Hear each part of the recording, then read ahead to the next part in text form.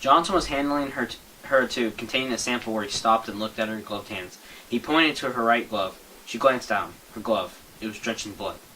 But now she saw the hole. It was a rip across the palm of the outer glove on her right hand. Nancy tore off the glove. Now her main suit glove was covered with blood. It spidered down the outer sleeve of her spacesuit. Great, just great. Ebola, blood all over my suit.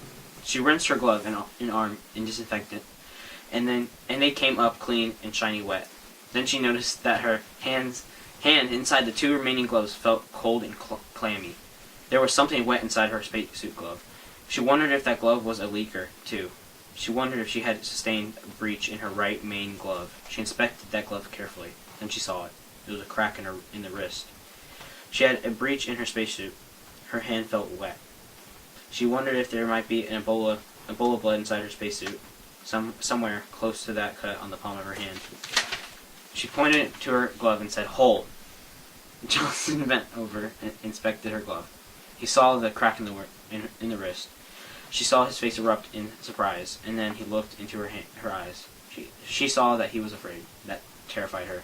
She jerked her thumb toward the exit. "I'm out of here, man. Can you finish?" He replied. "I want you to leave immediately. I'll secure the area and follow you out."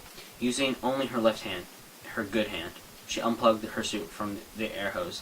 She practically ran down the corridor to the airlock, her right arm hanging rigidly at her side. She did not want to move that hand because every time she moved it, she felt something squishing around inside the glove. Fear threatened to overwhelm her. How was she going to remove her boots without using her bad hand? She kicked them off. They went flying down the corridor. She threw open the airlock down and stepped inside and slammed the door behind her.